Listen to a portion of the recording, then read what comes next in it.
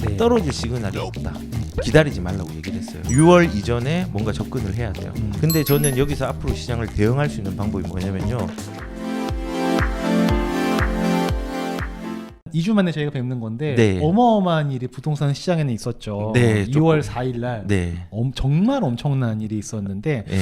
자, 최근에 부동산 현황이 좀 어떤지 간단하게 짚어보고 넘어가는 시간 갖도록 하겠습니다. 예. 자, 소장님이 한동안 그 2주간 부동산 시장 난리가 아닌데 네. 맥락이 지금 포인트가 뭐예요? 그 한 단어가 있는데요. 일단은 제목은 공급 대책이고 네. 공급 쇼킹이 온다 할 정도로 공급량이 많았다라고 표현을 했거든요. 아, 근데 여기서 핵심은 뭘까요? 현금 청산. 빙고. 맞아요.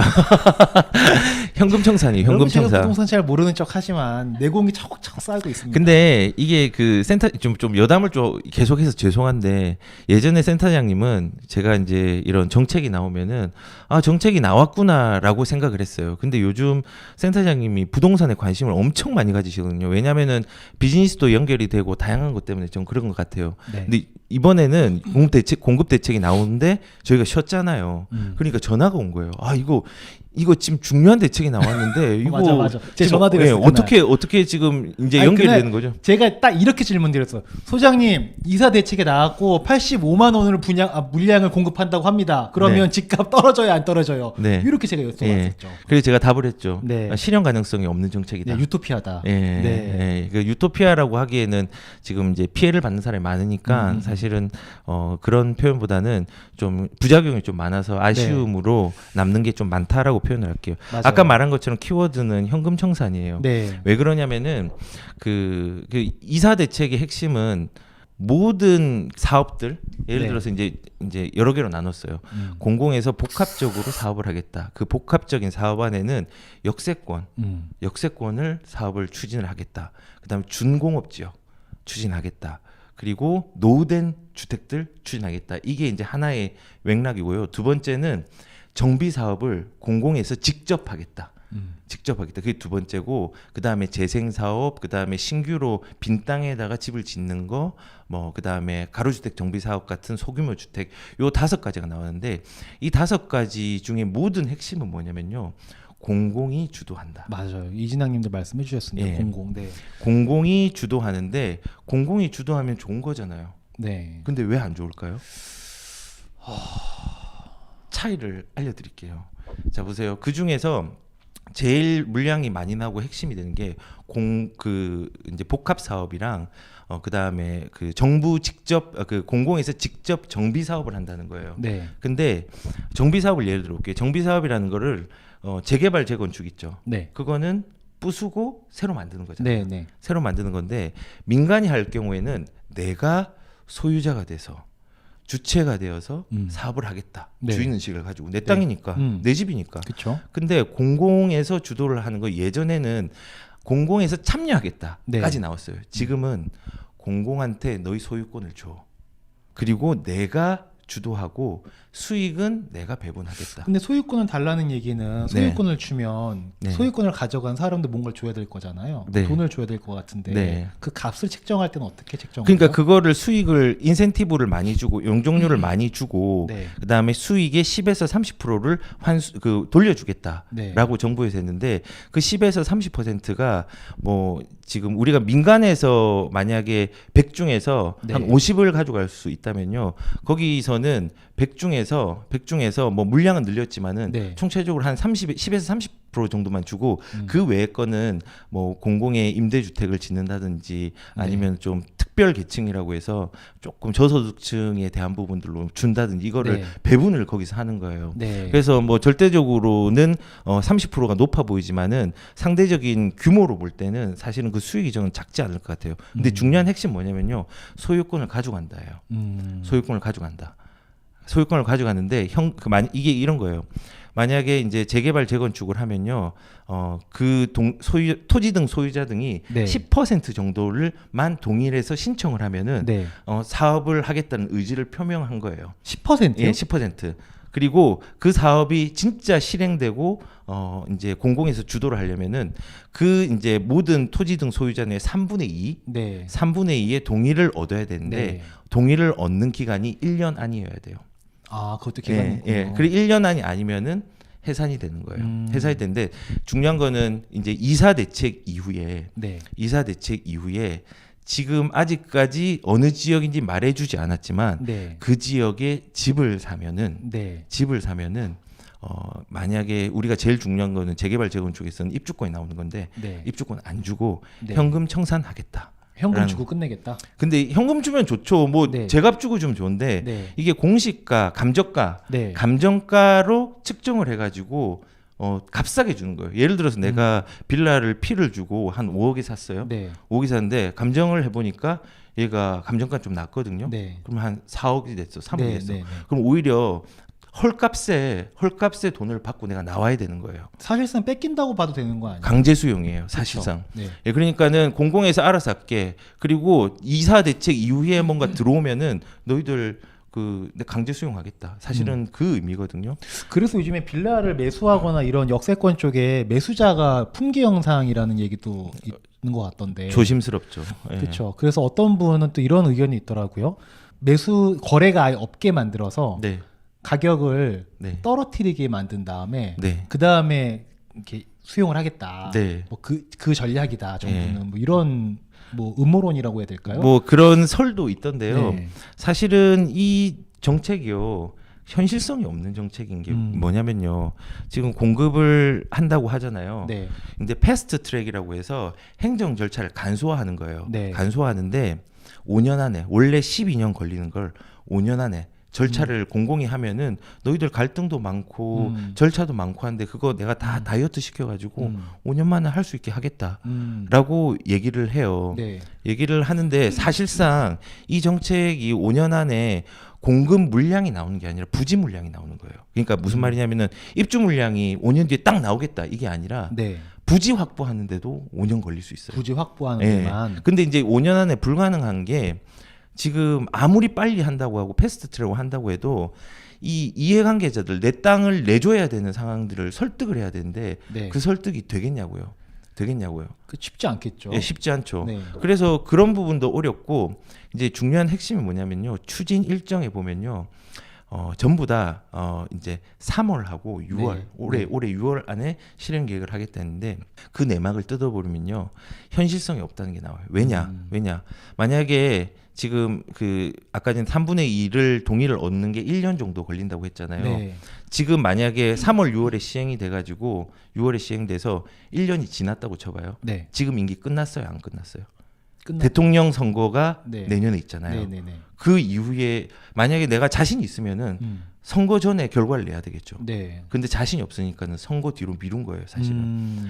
그래서 뭐 여러 가지 이제 뭐 이게 추측이 있을 수 있는데 개인적으로는 이 현실성이 없다는 게 절차상의 패스트를 쓴다고 해도 이게 어렵고 부지를 확보하는데 5년 정도 걸리고 와. 예 그리고 이 생각을 입장 바꿔 생각해 보면요 내가 내 땅을 이 사람한테 주는데 공공에 네. 주는데 네.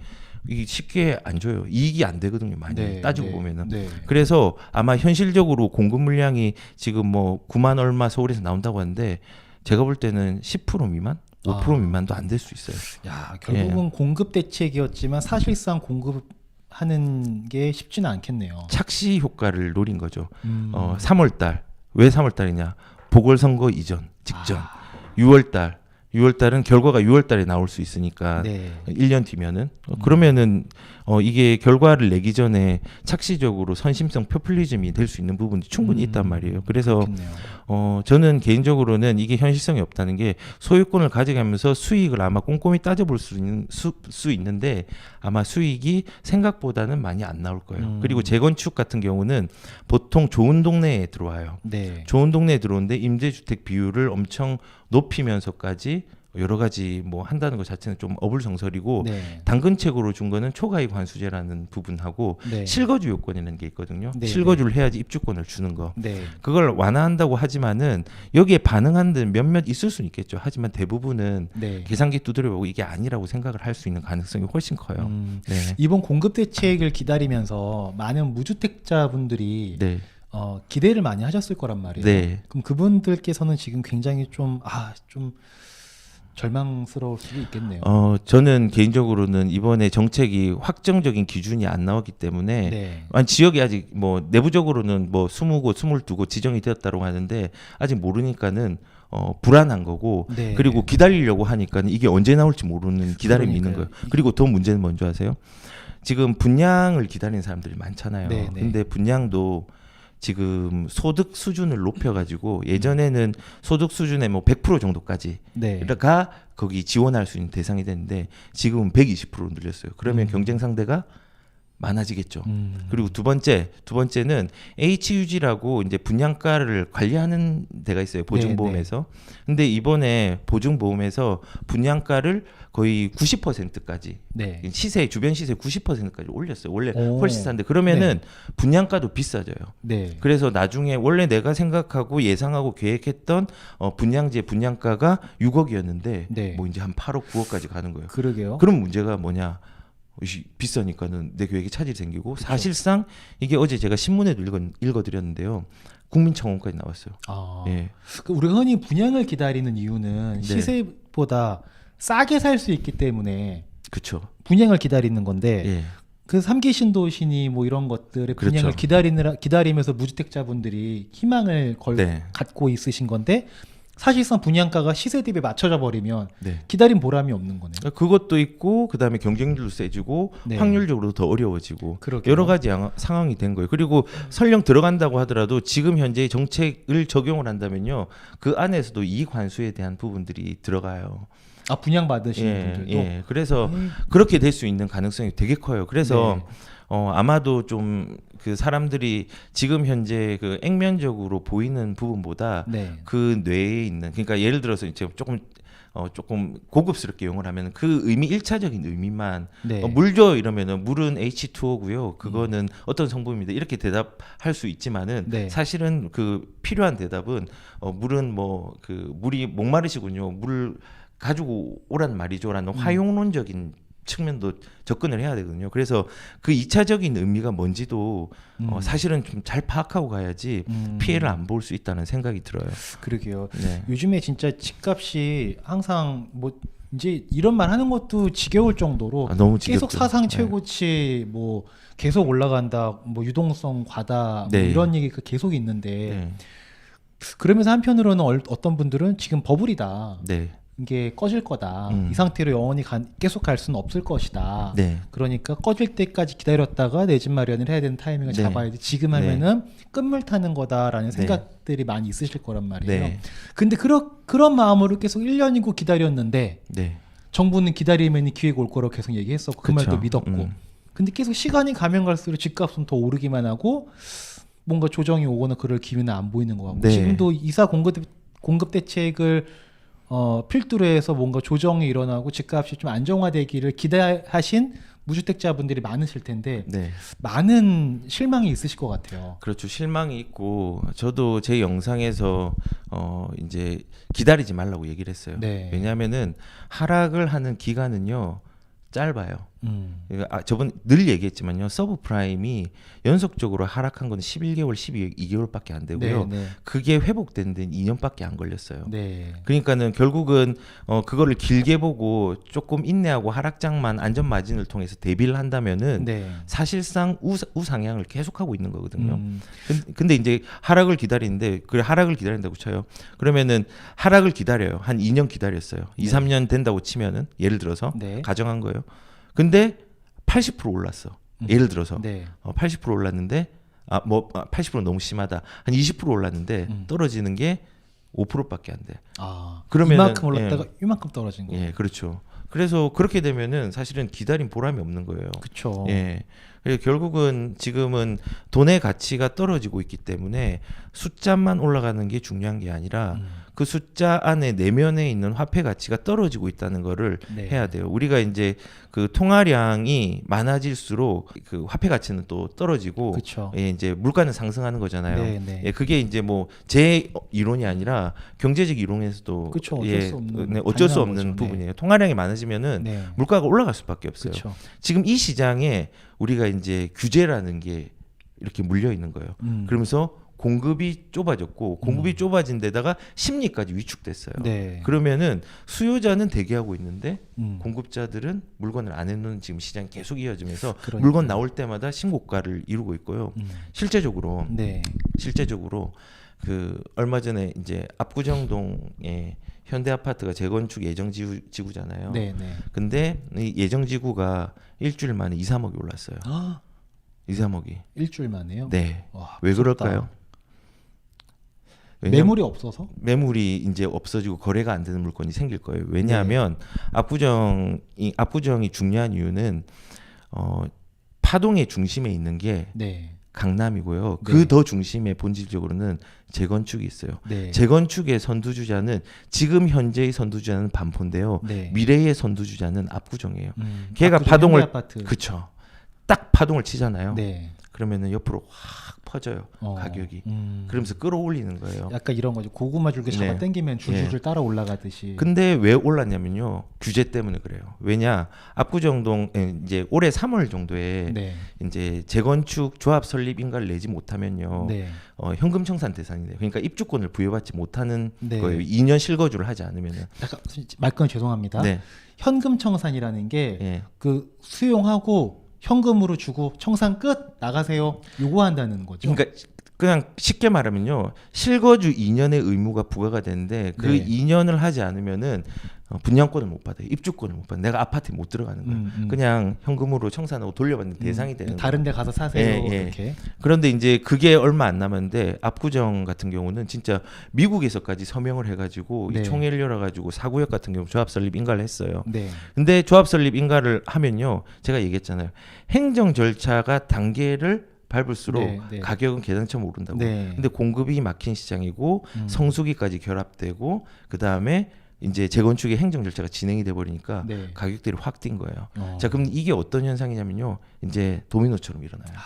이게 그렇죠. 강남이 됐으니까 뭐 그다음 판교, 그렇죠. 그다음 광교, 분당, 그렇게 수원 이제 막. 계속 순환하는 거예요. 순차적으로. 그래서 이제 조금 이제 명절이라는 부분이 지난 다음에 뭐 이런 일이 또 발생을 했는데 작년에 자주 얘기를 했어요. 명절 전에 우선 네, 맞아요. 1차적으로 집을 접근을 하는 게 좋겠다. 네, 네. 예, 공급이 너무 부족하고 네. 가격이 오른다는 것보다 하락할 시그널이 없다라는 부분을 네, 계속 네. 강조를 했어요. 네. 그리고 그 다음에 또 주의해야 할 타이밍이 6월 6월 이전에 뭔가 접근을 해야 돼요. 왜냐하면은 규제로 세금을 막았잖아요. 네, 네. 종부세도 가중시키고 양도세도 가중을 시키기 때문에 이제는 다주택자리 물건을 안 내놔요. 네. 내놔야지 거래가 되는 물량이 많아지는데 그렇죠. 공급이 더 좁아지는 거예요. 다주택자가 내놓는 것 또한 공급이니까. 그렇죠. 그게 네. 공급이죠. 간접적 공급인데 네, 네. 지금 오른 것 중에 하나가 유동성 플러스 규제로서 공급이 나올 수 있는 물건 거래를 할 수 없는 상황을 만든 거예요. 네. 그렇기 때문에 가격이 지금 올라가는 경향이 네. 크거든요. 뭐 일단 유동성 시장은 어쩔 수 없어요. 그렇죠. 예, 어쩔 수 없어요. 하지만은 규제가 거기에 원인 제공을 또 크게 하고 있는 거예요. 맞아요. 예.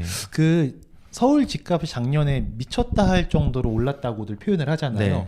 이게 세계적으로 보면 추이가 좀 어때요? 우리나라만 지금 이런 거예요? 아니면 전 세계적으로 지금 통화량이 많이 풀리고 있잖아요. 우리나라가 그 평균 이하예요. 전체적으로 집값 상승률이? 따지면. 네. 근데 이게 그러면은 서울 엄청 많이 올랐는데 말이 네. 되느냐 했는데 서울하고 지방하고 수도권하고 이제 지역적으로 다 평균을 내면요. 네. OECD 국가 기준에서도 평균 이하예요. 음. 근데 그러면은 뭐 이거 평균으로 하면은 당연히 그렇지. 음. 다른 나라도 마찬가지예요. 다른 나라도 다 평균으로 한 거예요. 예, 그래서 일단은 저는 개인적으로는 지금 이게 양적 완화의 시장 때문에 어쩔 수 없이 세계의 추이긴 한데 네. 사실상 우리가 좀 그 밑에 있다고 하더라도 그 네. 상승률이 서울의 양극화 현상이나 네. 서울의 그 상승 추이는 아직 큰 거예요. 되게 좀 큰 편이라고 저는 생각이 들어요. 그래서 지금 양적 완화의 시장과 공급 규제로 제일 문제가 되는 건요, 양극화. 아, 이게 양극화. 진짜 문제가 네. 되죠. 양극화고 이 양극화가 왜 문제가 되냐면요, 우리가 여기 강을 건널 때 네. 징검다리를 건너잖아요. 네. 근데 징검다리를 간격을 내가 뛸 수 없을 만큼 아. 멀어서 혹은 한 개를 빼버렸어. 음. 그러면 건너갈 수 있어 없어? 못 물에 가죠. 빠지죠. 네. 안 빠지려면 안 건너가야죠. 그치. 그래서 징검다리를 단절시키는 현상들이 일어날 거예요. 음. 그래서 가격은 지방은 지금 오르고 있지만은 궁극적으로 지방은 지금처럼 지속적으로 오르는 시장은 아니고 나중에 조금 멈추게 되고 그럼에도 한번 올라갈 때 지방이 2가 올라가면은 네. 수도권은 4가 올라가고 서울은 10이 올라가고 이런 식의 양극화가 더 일어날 것 같아요. 네. 그래서 좀 안타깝고 뭐 결론적으로는 지금 시장은 공공 주도가 이슈가 되었고 현금 청산의 두려움 때문에 네. 사실상 거기에 대상이 되지 않는 주택들까지도 무서움에 떨고 있다는 건데 근데 저는 여기서 앞으로 시장을 대응할 수 있는 방법이 뭐냐면요. 재개발 재건축 그다음에 거기 대상되는 역세권이라든지 뭐 여러 가지 노후와 빌라 뭐 여러 가지가 있거든요. 네네. 거기가 현금 청산 대상이 불안하다면요. 기존 주택을 우선은 접근을 하시면 돼요. 기존 주택에서 뭐 지금 사실은 재개발 재건축이 안 오른다는 게 아니라 올라갈 수밖에 없는 구조인데 네. 당분간 혹시 그 중에서 한 개라도 실현될 수 있는 데가 있으면 현금 청산 대상이 되잖아요. 네. 그럴 바에야 그냥 차라리 이제 기존 주택으로 네. 접근을 하는 게 낫고 그 다음에 서울로 접근할 수 없다면 네. 가만히 있는 것보다는 네. 서울과 일자리로 연결이 잘 되는 네. 역세권 주변의 기존 아파트로라도 지금은 대처를 하는 게 현명한 방법 중에 하나라고 생각이 들어요. 그러니까 작년부터 계속 말씀해 주셨던 게 설 이제 명절 전에 음. 한번 움직이는 게 좋겠다라는 말씀을 많이 해주셨었고 이제 또 어느덧 설이 지났습니다. 네, 무주택자분들 고민이 엄청 많으실 것 같은데 네, 맞아요. 이제 소장님께서 보시기에는 만약에 내 집 마련의 계획이 있으신 분이라면 지금 네. 시점에도 네. 아직 기회가 열려 있다, 좀 위험하지 않다라고 보시는 걸까요? 이제 위험성이 점점 다가오고 있는 부분도 있고요. 네. 아직까지 만약에 무주택으로 있는 것보다는 그래도 지금은 유주택으로 한 채라도 무조건 싸다고 사는 건 아니고요. 네. 예, 유주택으로 있는 게 좀 유리하고요. 지금 제가 마지막으로 한 말씀 좀 더 드리면요. 제가 예전에 좀 시집을 좀 많이 읽고 시도 쓰고 그랬어요. 97년도 이럴 때 이제 대학교 때 역시 인문학을 좋아하는 이유가 있으셨어요. 시를 왜 썼냐면은 네. 여자 여자 그렇죠. 시련의 아픔을 시로 승화를 시켰어요. 그때 시를 보면 진짜 웃기지도 않아요. 그래서 시집도 많이 읽고 했는데 감성이 풍부하셨구나 그때. 감정이 너무 풍부해서 대화가 남자랑 안 될 지경이었어요. 그래서 네. 그때 이제 그 유한진이라는 시인이 있었는데 네. 질환지교를 꿈꾸라는 책에서 되게 인상 깊은 문구가 있었어요. 그래서 우리가 바람을 확인하는 방법 중에 하나가 또 여러 가지가 있는데 거기서 표현한 방법은 바람은 외도 뭐 이런 거? 아니요, 그 외도 말고요. 무슨 무슨 생각하시는 거예요? 예, 윈드. 윈드 바람. 예, 바람. 휙 부는 바람. 휙 부는 바람. 저는 그 여자친구 이런 얘기 하시는데 시련이 아프고 바람 펴서 그건 아니고요. 네. 근데 바람은 보이지 않잖아요. 그렇죠. 그건 존재는 하죠. 네. 근데 그 존재를 확인할 수 있는 방법이 그 시적인 표현이 어떻게 했냐면요. 파도를 통해서 바람을 확인할 수 있어요. 그러니까는 바람은 보이지 않지만은 네. 파도의 규모에 따라서 바람이 존재한다는 걸 알 수 있거든요. 네. 보이지 않지만 있는 거예요. 그렇죠. 혹은 뭐 내가 느낄 수 있고 간접적으로 보이지는 않지만은 그렇잖아요. 그래서 지금 부동산 시장을 좀 여기에 좀 비유를 한 이유가 바람 보이지 않잖아요. 하지만 존재해요. 하지만은 부동산도 보이는 것과 보이지 않는 것들을 잘 구분해야 돼. 해석해야 돼요. 네, 네. 그러니까 보이는 거는 공급을 한다. 네. 안정화될 것이다. 라는 게 액면적으로 스며들어 있지만은 보이지 않는 내면의 정치적인 해석도 있고요. 네. 사실은 이게 실현 가능한지 안 가능한지에 대한 부분들도 정책을 수립하는 사람 입장에서도 분명히 가지고 있을 거란 말이에요. 네. 그 내면의 의미들, 선거와 연관된 의미들, 네. 그리고 실현 가능하다면은 선거 이전에 뭔가를 결과를 냈어야 되는데 그 결과를 내지 않은 이유들, 네. 여러 가지의 내포된 보이지 않는 부분들이 있어요. 이게 존재한다는 걸 보이지 않지만. 네. 그래서 그런 거를 잘 구분을 하고 무조건 정부의 말이 맞다.